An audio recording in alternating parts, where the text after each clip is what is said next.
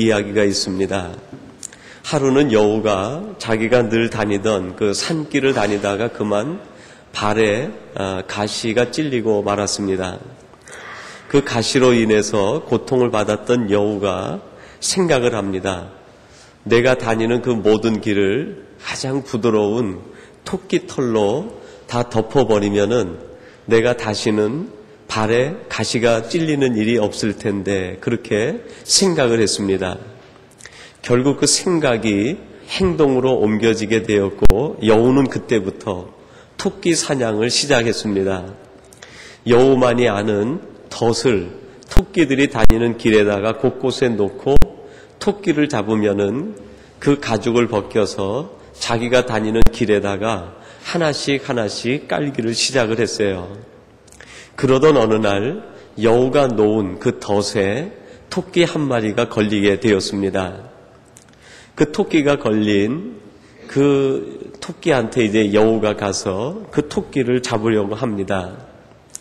그러자 토끼가 여우에게 묻습니다. 여우님, 도대체 여우님은 우리 토끼하고 무슨 그렇게 원수가 깊이 맺어져서 이 산중에 있는 우리 토끼족을 전부 잡으려고 하십니까?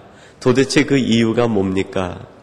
여우가 대답을 합니다. 내가 얼마 전에 발에 가시가 찔렸는데 토끼털이 가장 부드러워서 그 토끼털로 내가 다니는 모든 길을 다 덮으려고 한다. 그 이야기를 듣고 토끼가 얘기합니다. 여우님, 그거라면 제가 간단히 해결해 드리겠습니다. 이 산중에 있는 모든 길을 여기에 있는 토끼를 다 잡아서 덮으려 해도 다 덮지는 못할 것입니다. 한 가지 묘책이 있는데, 이전에 잡았던 토끼 그 털로 신을 만들어서 신발을 해서 신으면 다시는 그 가시에 찔릴 일도 없고 산중에 있는 이 모든 길을 털로 덮지 않아도 여우님은 편하게 다니실 수 있을 것입니다. 그렇게 묘책을 알려주었다는 것입니다. 여기에서 얘기하고 싶은 것은 생각이 얼마나 중요한가 하는 것을 얘기합니다. 한치의 생각, 조그만 차이인데 그 생각의 차이가 이 여우에게는 아주 무리한 방법을 만들어내게 되었고 이웃에게 피해를 주는 일이 생기게 되었습니다. 자기의 삶을 엉뚱한 곳에다가 투자하게 되고 자기에게 주어진 모든 시간을 잘못된 곳에 사용하게 되었다는 것이죠. 토끼가 일러준 생각 하나가 여우의 삶을 바르게 잡을 수 있었고 여우에게 새로운 기회를 제공할 수 있게 된 것 아니겠습니까? 여러분, 이런 생각이라는 관점에서 우리 신앙이라는 것을 해석해 볼 수 있을 것입니다. 우리 신앙과 생각은 어떤 관계가 있는가? 그리스도인으로 산다는 것은 이런 의미에서 생각의 전환을 가져오는 것이라고 할 수 있겠습니다. 내가 그리스도인으로 산다는 것은 생각의 변화가 있어야 한다는 것이죠. 그 생각의 전환은 어떤 전환일까요? 내가라는 생각에서 하나님께로서라는 생각으로 바뀌는 것, 그것이 곧 다른 말로 표현해서 신앙이라고 할 수 있을 것입니다. 하나님을 알지 못할 때는 내가 나를 지배하게 되고 내 생각을 지배하게 됩니다. 그러나 하나님을 알고 믿음이 생기고 신앙이 우리 안에 자리 잡기 시작하면 내가라고 생각했던 그것이 하나님께로서의 바뀌는 생각의 전환이 이루어지게 되는 것이죠. 내가 아니라 하나님이, 내가 하는 것이 아니라 하나님이 하시는 것이고 내가 이 일을 이루겠다가 아니라 하나님께서 이 일을 이루신다.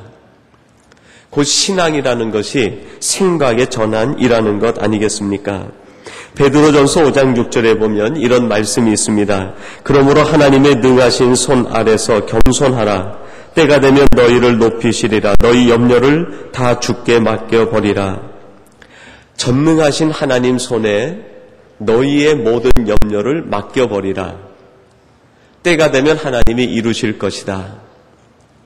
그전에는 염려를 내가 가지고 있었는데, 그전에는 고통을 내가 풀려고 했는데, 내가 예수를 믿고 신앙을 갖고 보니까 내가 풀고 내가 해결하는 것이 아니라 그 모든 것을 하나님 앞에 맡기는 것, 그것이 신앙이라고 얘기를 합니다. 여러분, 이 말을 누가 했습니까? 베드로라는 사도가 했습니다. 베드로는 어떤 사람이었습니까? 이전에는 자기의 힘과 자기의 방법, 자기의 기술로 모든 문제를 해결하려고 하던 사람이었습니다. 그러나 이 베드로가 예수님을 만나고 부활하신 주님을 재차 만나게 되었을 때 그는 모든 것을 하나님 앞에 맡기는 사람이 되었습니다.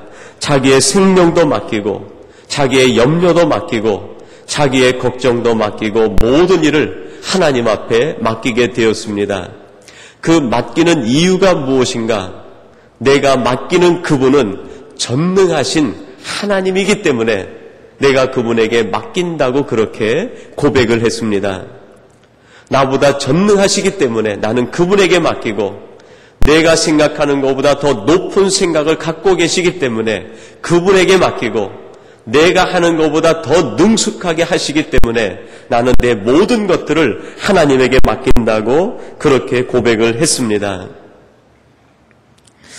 근대에 들어오면서 자유주의 사상이 일어나게 되는데요. 그 자유주의 사상에 대항해가지고 슐라이 에르마어라고 하는 독일의 한 신학자가 나타나게 됩니다. 이 신학자가 신앙을 해석을 했는데요. 신앙을 어떻게 정의를 내렸냐면 절대 의존의 감정이다 그렇게 표현을 했습니다. 믿음이란 무엇인가?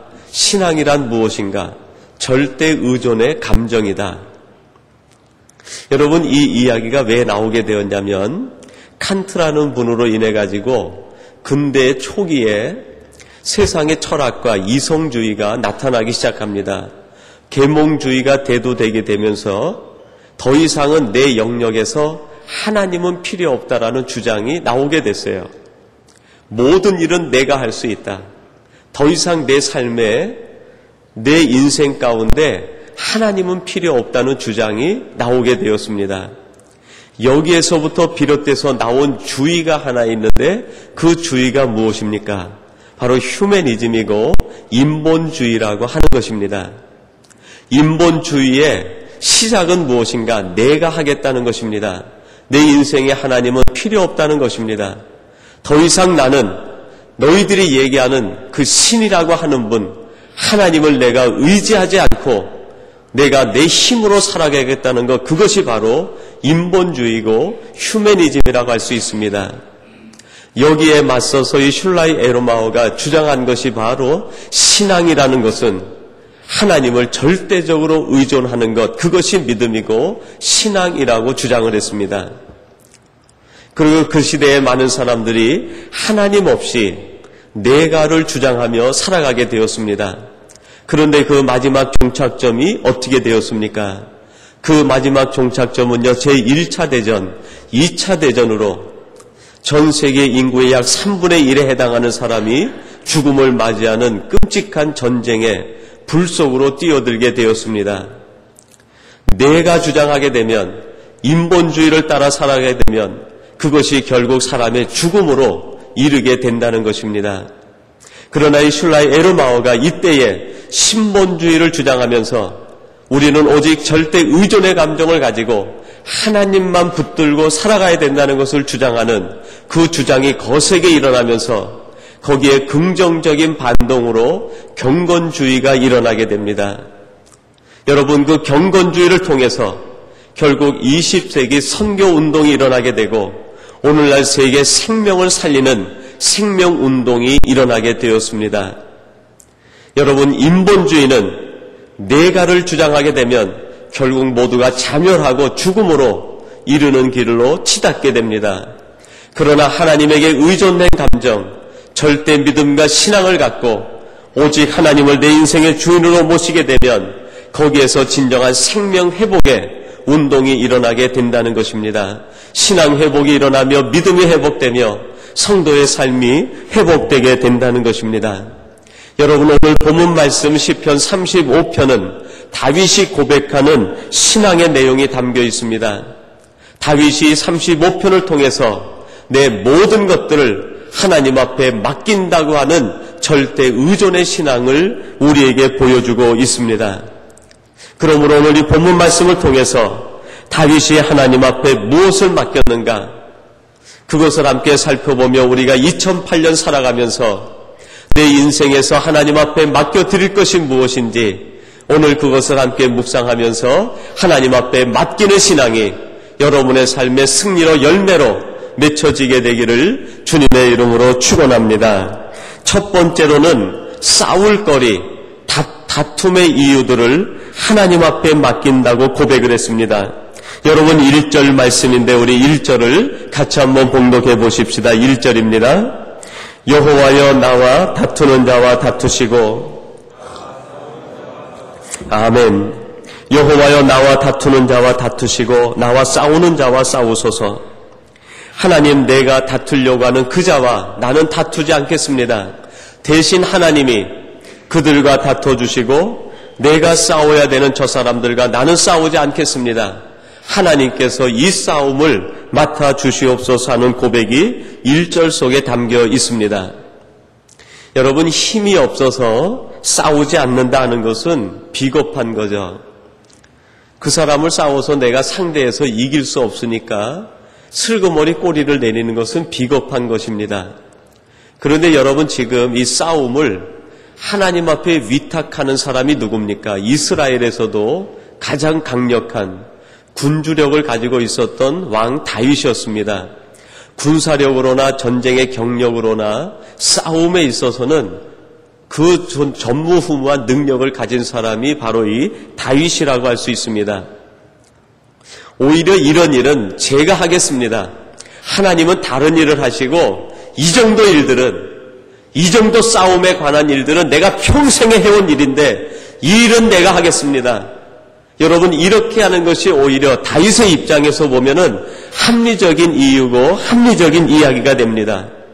하나님, 다른 것은 몰라도 전쟁에 관한 것은, 싸움에 관한 것은, 다투는 일에 관해서는 내가 평생을 해온 일입니다. 이 일은 제가 하겠습니다. 하나님은 다른 일로 나를 도와주세요. 여러분, 이렇게 하는 것이 아마 이 다윗의 입장에서 보면은 순서적인 일이 아니겠습니까? 그러나 다윗은 얘기합니다. 하나님, 내가 이 싸움을 하나님 앞에 맡깁니다. 내게 군사도 있고 내게 전쟁의 방법도 있고 지략도 있고 경험도 있지만 무기도 충분하지만 내가 이 싸움을 싸우지 않겠습니다. 하나님 앞에 맡깁니다. 여러분, 이것이 위대한 다윗의 고백이 아닙니까? 우리들도 살아가면서 우리가 할 수 있는 아주 잘하는 것이 있어요. 우리 성도님들도 아마 개개인적으로 내게 있어서 이것만큼은 내가 아주 자신 있다, 이것만큼은 내가 할 수 있다라고 생각되는 그 부분들이 있어요. 요리를 잘하는 부분이 있다고 하면은, 아니면은 미술을 잘하는 분이 있고요, 음악을 잘하는 분이 있고, 나름대로 내가 잘할 수 있다고 생각되는 그 부분이 있습니다. 여러분, 그런데 그 부분이 자칫 잘못하면 우리를 넘어지게 하는 교만의 요소로 다가올 수 있다는 것입니다. 하나님, 이거는 제가 자신 있습니다. 이것만큼은 내가 하나님의 힘을 빌리지 않아도 이거는 내가 해낼 수 있습니다. 여러분, 이 속에 무서운 사탄의 계략과 시험이 들어올 수 있는 거예요. 내가 가장 잘할 수 있는 것, 그것마저도 하나님 앞에 맡겨드리는 것, 그것이 뭡니까? 진정한 절대 의존의 감정, 곧 신앙이 아니겠습니까? 다윗에게 있어서 이 싸움은요, 평생을 해온 겁니다. 그가 헤브론 광야에서 싸움을 싸운 7년, 그리고 예루살렘에 돌아와서 왕으로 지게 하면서 평생을 40년 동안 왕으로 있었던 사람입니다. 전쟁에 있어서는 한 번도 져본 적이 없는 사람, 그 사람이 가장 잘할 수 있는 것, 그것을 하나님 앞에 맡기겠다고 지금 고백을 합니다. 이것이 바로 위대한 다윗의 모습이고, 오늘 하나님께서 이 말씀을 기록해서 우리에게 들려주시는 까닭이 무엇입니까? 싸움거리를 맡기라는 것이 아니라 내가 가장 잘할 수 있다고 자신할 수 있는 것, 내가 이것은 하나님의 힘이 없어도, 하나님의 도움이 없어도 내가 이것은 내 힘으로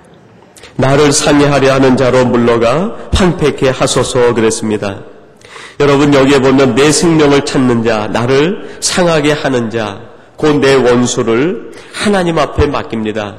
하나님께서 친히 방패가 되어 주시옵소서 그 고백을 드렸습니다. 여러분, 원수를 갚는다는 것, 얼마나 그 생각만 해도 짜릿한지 모르겠어요. 그러나 우리가 이 땅을 살아가는 것은 원수를 갚기 위해서 살아가는 게 아니죠. 만약에 원수를 갚기 위해서 살아가는 것이라고 하면 원수를 갚아도 좋겠다, 하나님께서 그렇게 말씀하셨을 것입니다. 그러나 우리가 이 땅에 살아가는 것은 하나님의 뜻을 이루고 하나님의 자녀로 살아가는 것이지 원수를 갚기 위해서 살아가는 것이 아닙니다. 다른 말로 하면 내 마음에 한을 둔 사람, 나에게 고통을 주고 아픔을 준 사람에게 보복하기 위해서 살아가는 것이 아닙니다. 내 마음에 한을 풀기 위해서 살아가는 게 아니에요. 우리가 지금 살아가는 이유는 하나님의 뜻을 이루기 위해서 살아가는 것이지, 살아가면서 생긴 내 마음에 쌓인 한, 내 마음에 쌓인 답답한 거, 내 마음에 쌓인 불만, 원망, 이거 풀기 위해서 살아가는 게 아니에요. 왜 살아가야 되는지 그 이유가 분명하지 않으면 여러분, 우리는 평생 한을 풀겠다고 살아가다가 그렇게 죽어버리고 맙니다. 하나님이 우리를 이 땅에 만드시고 지으신 까닭이 너 세상에 지어놨으니 이제 너 한 풀다가 와라. 하나님이 우리를 그렇게 하기 위해서 지으신 게 아니죠. 한을 풀기 위해서 살아가는 것이 아니라, 원수를 갚기 위해서 살아가는 것이 아니라 하나님의 뜻을 이루고 하나님 앞에 영광 돌리기 위해서 우리가 지금 살아가고 있다는 것을 기억해야 됩니다. 여러분, 이것이 분명하게 되면 오늘 다윗처럼 우리도 동일한 고백을 하게 됩니다. 하나님, 내 생명을 찾는 자는 하나님 앞에 맡깁니다. 하나님, 나를 상하게 하고 나에게 고통을 주고 내 마음에 한을 쌓은 것 하나님 앞에 맡깁니다. 그리고 나는 오직 하나님의 뜻을 이루며 하나님의 영광을 이루며 살아가겠습니다. 그 고백을 드릴 수 있을 것입니다. 그래도 여러분, 변하지 않는 것 하나가 있어요. 그게 뭡니까? 그래도 내 마음을 아프게 한 사람이 내 앞에 여전히 있다는 거예요. 원수를 갚지 않으려고 해도, 우리의 마음은 한을 풀지 않고 살아가려고 해도 그 사람이 눈앞에 보인다는 거예요. 그럴 때는 어떻게 하는가? 하나님께서 주신 말씀이 무엇입니까? 내 원수를 사랑하라. 원수를 사랑하라고 말씀합니다.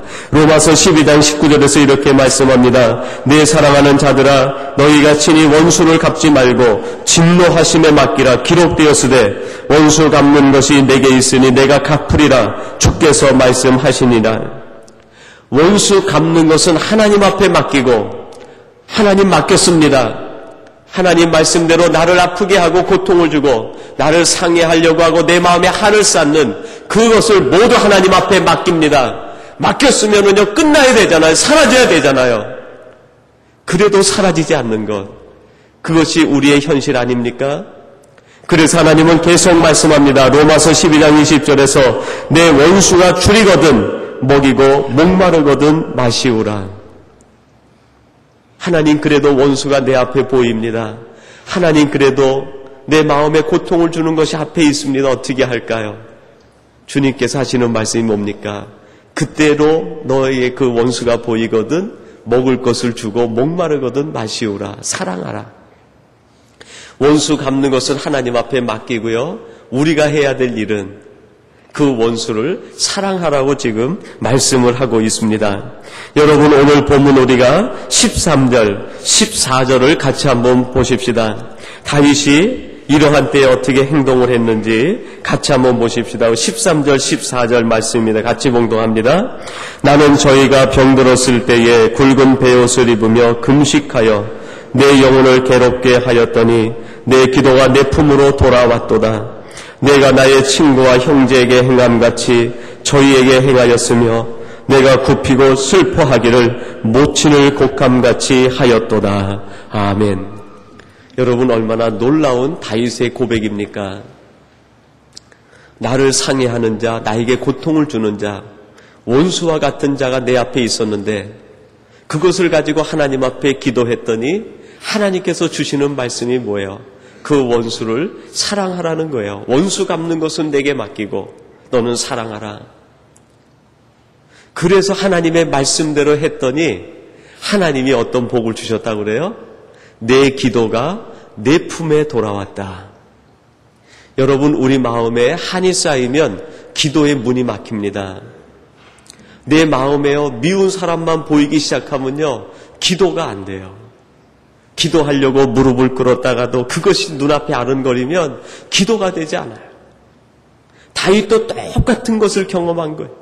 눈을 감으면 하나님 앞에 맡기기는 맡겼는데 그것이 아른거리고 그것이 눈에 보여가지고 기도가 되지 않아요.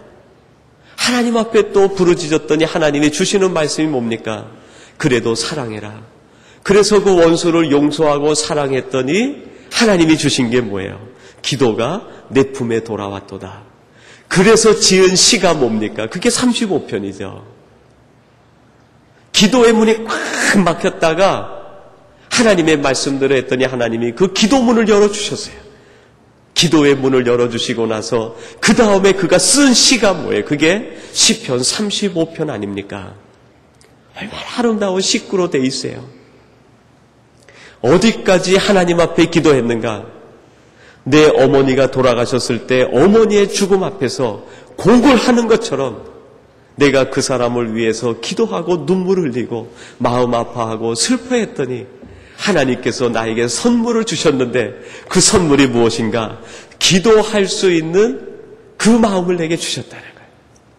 여러분, 이 시편은요, 기도이긴 하지만 그것은 곡조가 있는 노래입니다. 이스라엘 백성들이 하나님에게 올라갈 때, 예배드리러 갈 때 부르던 찬양 시들이 바로 이 시편입니다.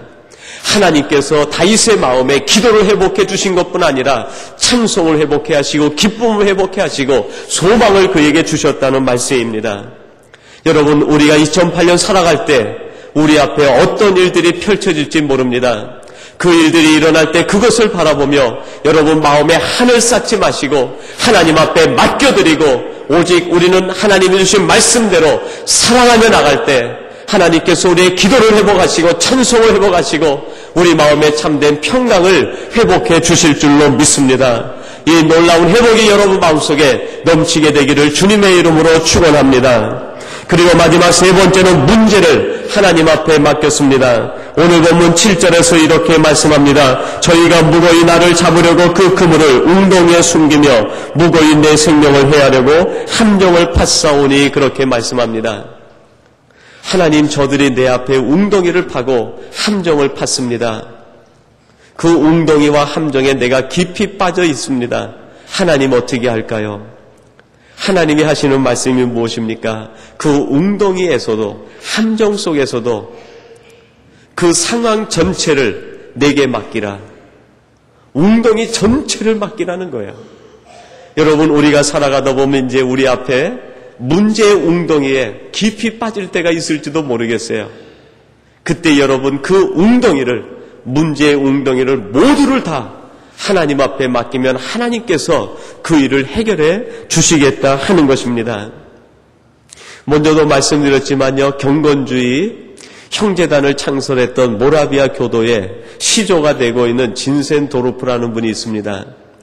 그분이 보헤미아라는 동네를 중심으로 해서 모여든 사람들과 함께 경건주의 운동을 일으키기 시작을 했습니다. 그리고 선교 운동을 일으킵니다. 이 진센도르프가 자기를 따르는 그 사람들에게 가르치는 그 교육 교속 가운데, 교재 가운데 이런 말이 담겨 있습니다.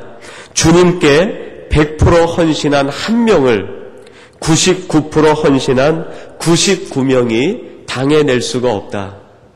하나님 앞에 100% 헌신한 한 사람을 99% 헌신한 99명이 당해낼 수 없다는 거예요. 하나님 앞에 100% 헌신한 사람을 세상 사람도 당하지 못하고 심지어는 99% 헌신한 성도들도 그 한 사람을 당해낼 수 없다는 것입니다. 여러분, 여기에서 헌신했다는 말을 맡겼다는 말로 바뀔 수 있을 것입니다. 하나님 앞에 100% 맡긴 그 한 사람을 하나님 앞에 99% 맡긴 사람들이 당해낼 수 없다는 것입니다. 여러분, 이 세상을 승리하는 비결이 무엇입니까? 이 세상에서 가장 가치 있게 살아갈 수 있는 방법이 무엇입니까? 가장 행복하게 살 수 있는 비결이 무엇입니까?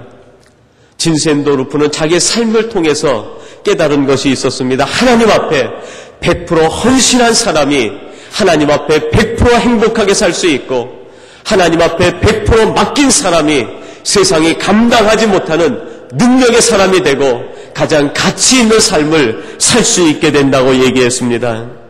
여러분, 시편 37편 5절에선 하나님께서 우리에게 말씀합니다. 너희의 길을 여호와께 맡기라. 저를 의지하면 저가 이루시고, 시편 55편 22절입니다. 내 짐을 여호와께 맡기라. 너를 붙드시고 의인의 요동함을 영영이 허락지 아니하시리로다. 잠언 16장 3절에 이렇게 말씀합니다. 너의 행사를 여호와께 맡기라. 그리하면 너의 경영하는 것이 이루리라. 하나님께서 우리에게 거듭거듭 말씀하시는 것이 무엇입니까? 너희의 염려를 맡기라. 너희의 길을 맡기라. 너희의 짐을 맡기라. 너희의 행사를 맡기라. 너희의 시간을 맡기라. 삶을 맡기라. 너희의 문제를 맡기라. 고통을 맡기라. 모든 것을 다 내게 맡기라. 그리하면 내가 이루어주고 내가 그 문제를 해결해 주겠다고 말씀하고 있습니다. 여러분, 하나님께서 왜 이렇게 수도 없이 우리에게 맡기라고 말씀하고 있습니까? 우리들이 하나님 앞에 맡기지 않기 때문입니다. 여러분이 말씀 속엔 하나님의 탄식이 담겨 있습니다. 왜 너는 그것을 내게 맡기지 않니? 왜 내게 맡기지 않니? 왜 내게 맡기지 않니? 그러면서도 내가 신본주의로 산다고 말하고 있니? 나에게 맡기지 않으면서 너는 어찌 하나님을 내가 믿고 하나님을 의지하고 산다고 말할 수 있겠니? 하나님이 혹시 우리를 향해서 이렇게 탄식하고 있는 것은 아닙니까? 사랑하는 성도 여러분, 2008년 우리는 하나님 앞에 100% 헌신의 삶, 100% 맡기는 삶, 하나님이 우리를 보고 너무 좋다. 내가 모든 것을 내게 맡겨서 너무 좋다. 하나님이 감탄하는 그런 우리의 삶이 되어야 되겠습니다. 행여나 우리가 내가 할 수 있다는 고집으로 인해서 하나님께로 인하여 왜 너는 내게 맡기지 않니라고 탄식하게 하는 삶이 우리에겐 있어서는 안 될 것입니다. 하나님 앞에 맡기심으로 하나님이 이루시는 그 놀라운 기적을 맛보고 살아가는 우리 복된 사랑하는 삼성의 교제 성도들이 되시기를 주님의 이름으로 축원합니다. 하나님 아버지 감사합니다. 이 땅에는 수많은 인생들, 우리 하나님의 사람들을 바라보면서 왜 너는 내게 맡기지 않니? 내가 모든 것을 맡아 해결해 줄 텐데 왜 내게 맡기지 않니라고 혹시 탄식하시는 하나님의 음성을 듣는 저희들이 아닌지 돌아보게 주시옵소서.